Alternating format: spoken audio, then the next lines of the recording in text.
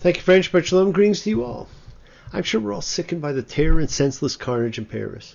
And I try and stay away from political events, but this is not political. This is not about religion, like last year's Parisian attacks on the Jews in Paris was. This is about civilization. Let us not prove God was right when he said the human is evil in his heart. This attack was evil. The only people to suffer were innocents. This is not war, this is madness. Do not find yourself subscribing to hate or fear as a result. Well, it may sound contrite. Ultimately, love is the key. Nothing you can make that can't be made. No one you can save that can't be saved. Nothing you can do, but you can learn how to be you in time. It's easy. All you need is love. It's true, friends. All you need is love. Let us all send love, goodwill, peace to everyone. Let us not turn to hatred or isolation. Je suis Paris. Now, I'd like to take a moment to say the peace prayer attributed to the late great sage Rabbi Nachman of Breslov from the late 1700s. And if anyone would like a copy of it to recite yourself or with your groups, please send me an email and I will send it to you.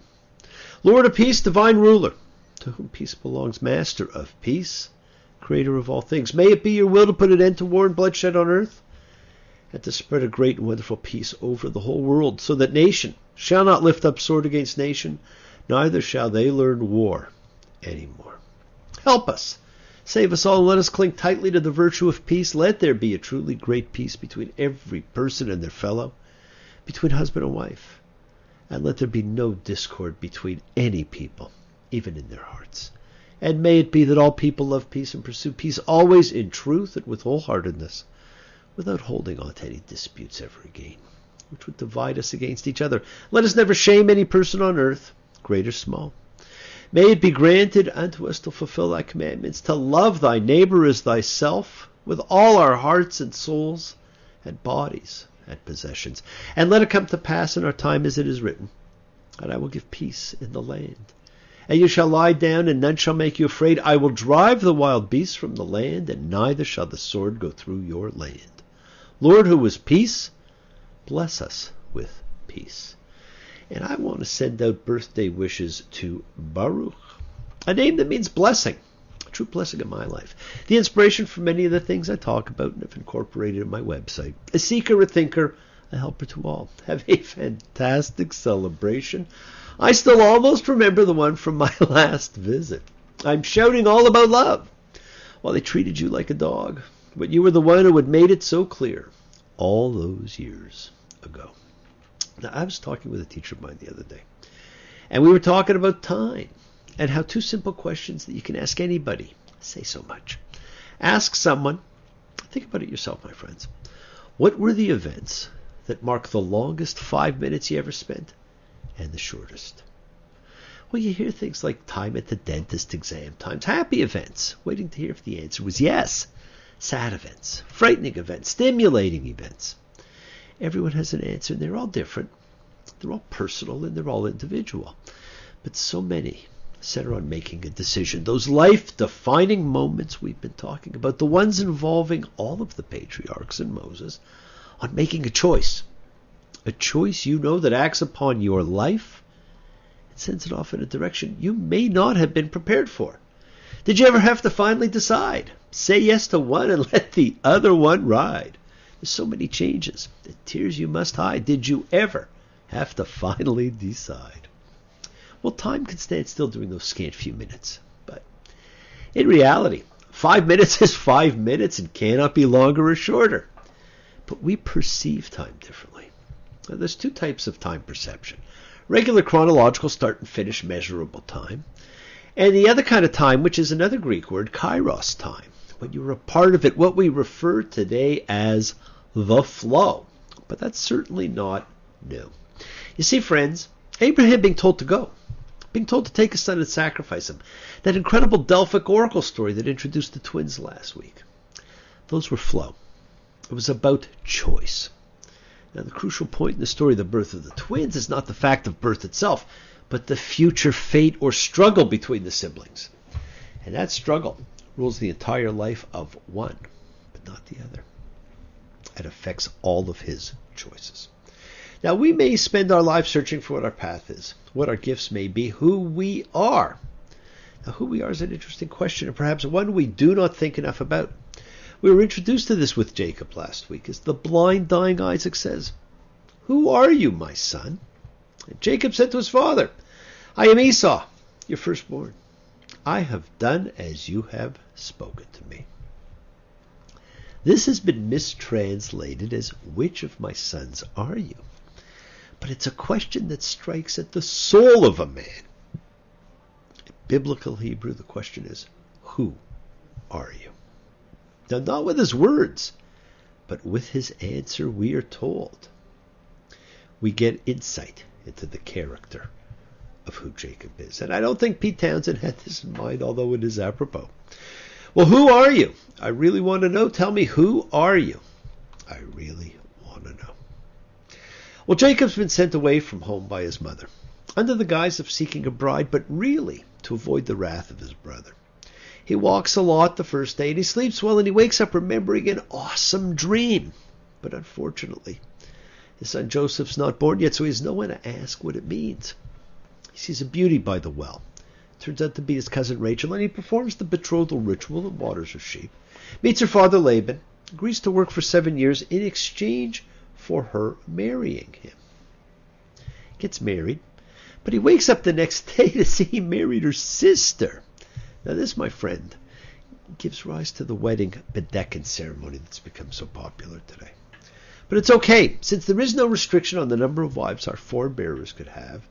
So he works another 7 years to get who he wanted, and he marries the right one this time. And he alternates having children with them and their 2 maids until he decides it's time to go home. This is Vayetza, he went out. And he didn't come back for 20 years, like the great Odysseus. Friends, this parsha opens with the second dream reported, but probably the most famous in the Bible. There's a lady who's sure all that glitters is gold, and she's buying a stairway to heaven. Well, the famous Jacob's ladder dream. Genesis 28:12, he dreamed. And look, a ramp was set against the ground with its top reaching the heavens. And look, messengers of God were going up and coming down. And look, the Lord was poised over him. And he said, "I, the Lord, am the God of Abraham, your father, and the God of Isaac." Now, God makes incredible promises to Jacob. And we are told, "And Jacob awoke from his sleep, and he said, 'Indeed, the Lord is in this place, and I did not know.' And he was afraid." He carries a dominant feeling his entire life, fear. Even when God himself or herself appears. And he gets up to leave, and he puts a condition in place. "If the Lord God be with me, and guard me on this way that I'm going, and give me bread to eat, and clothing to wear, and I return safely to my father's house, then and only then the Lord will be my God." Okay. So if God goes with him, protects him, provides anything and everything he would need or want, and then returns him to where he came from in order to claim his inheritance, then and only then he too will accept God as his Lord. Wow. I did not get that memo. Well, there you go, my friends. To some, it is the first demonstration of chutzpah, which, although thought to be from the Yiddish, is actually from Aramaic hu shpa. Therefore, it would be a Second Temple term. But it's also a simple statement of what anyone can actually expect, if you believe. Now, this parsha is filled with payback. Jacob marries 2 of his cousins, has his famous children, magically manipulates his uncle's flocks, sneaks away in the middle of the night, and begins to fear that he will see his brother again, and panic sets in. Panic and fear. They just seem to go hand in hand. As you know, sometimes there is so much in what we read that you don't know where to begin or what to focus on. And sometimes it seems like you have to really struggle to find something. Well, Genesis, unlike any other book in the Bible, is of the former, while to many Leviticus, the book of priestly rules, is of the latter. Now, there actually is something in everything. But Genesis is different. As I mentioned before, it is the only book of the Bible which can be read as its own book from start to finish, a self-contained unit. Now, there's the odd little part that doesn't fit, but overall you can read the whole thing. Now, someone had asked me when these events took place. I told them we're not sure. We use a best guess for dating many things. We base it on available organic evidence, and that is why things may change. we may discover something not known before that alters what we thought previously. Of course, one of the great clues we have as to when incidents may have taken place can be from the edifices built or from the animals talked of. The great Minoan civilization of the Bronze Age, around 2000 before the Common Era, was all about the bull, the age of Taurus. The Bible is all about sheep, the age of Aries. And look for markers within the stories yourself. And there is a theme. There's a theme in this story. And the theme for Jacob, you'll see, is stones. From the stone at his head when he had his dream, to the stone markers he sets up, then the stone upon the well he rolled away, and the pile of stones he will set up to mark his treaty with Laban.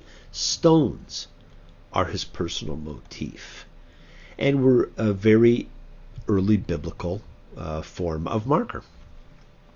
It's so important in the betrothal scene. What he rolls this huge stone from the well for Rachel, and we have now seen this betrothal scene several times, but this time it is accompanied by Herculean strength. His love is demonstrated as he rolls the giant rock away and waters the sheep. Falls in love with Rachel, the younger daughter, and then meets and tells his story to Laban. Genesis 29:15. And he stayed with him a month's time, and Laban said to Jacob, "Because you are my kin, should you serve me for nothing?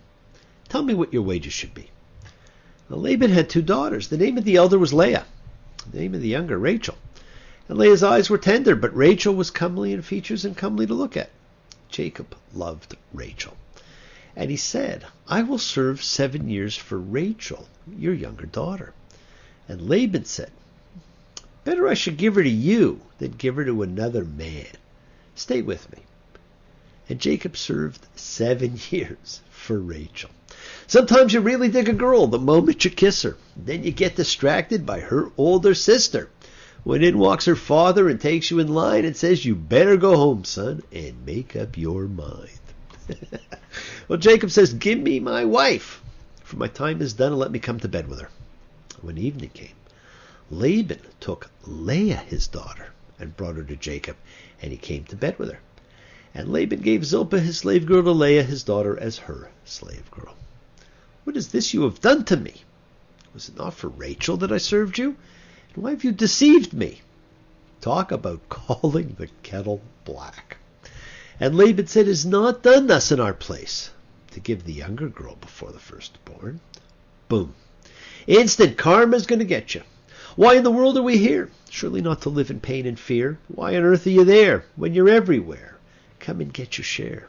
Well, we all shine on. I love it, friends. It is not done thus in our place, to give the younger girl before the firstborn.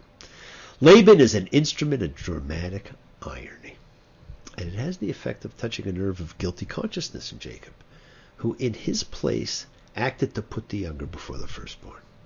This effect is reinforced by Laban's referring to Leah not as the elder, but in the Hebrew as the firstborn, Bechira. Now, the whole story of the switch brides is a meting out of poetic justice to Jacob. The deceiver deceived, deprived by darkness of the sense of sight, as his father is by blindness, relying, like his father, on the misleading sense of touch. It is an amazing tale. Now, I often tell my students to go and read the Midrash Bereshit Rabbah section, which vividly represents the correspondence between the two, as we were told. "And all that night he cried out to her, 'Rachel.' And she answered him in the morning, and look, she was Leah. He said to her, 'Why did you deceive me, daughter of a deceiver? Didn't I call out Rachel in the night, and you answered me?'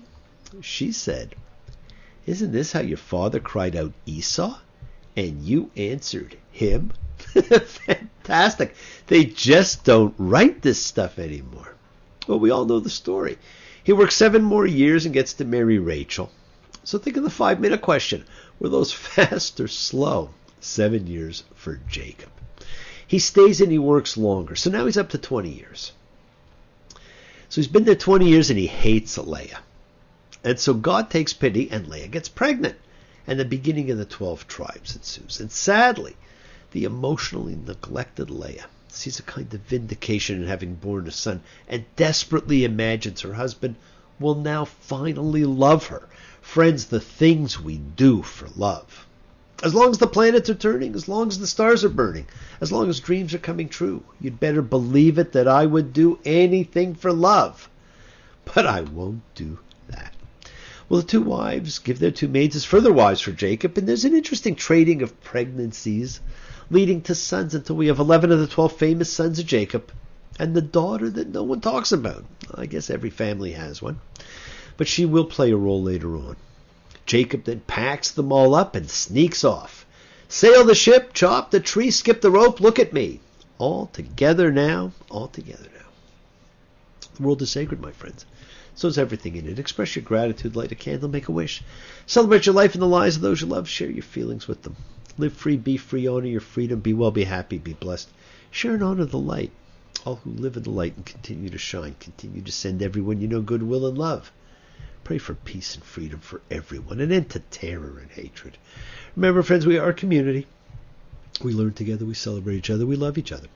We share this ride together, men and women equally. Let us send out love, not fear. Send out peace, harmony, good healing to all who need it. And please, friends, do fall in love. It is the great gamble worth taking. Don't take because as an answer. Look forward in life. Break free of dogma. Follow your call to freedom. The journey is yours to enjoy. In the words of the Traveling Wilburys, congratulations for making me wait. Congratulations. Now it's too late. Congratulations. Came out on top. Congratulations. You never did know when to stop. And it does not stop here. Thank you all. Love you. See you all next time. And I do love seeing you all again. And remember, your wishes do come true. Bless you all. Have a fantastic week. A week of love, healing, and peace. Have an awesome birthday, Bruce. Thank you all for joining me. Shabbat Shalom.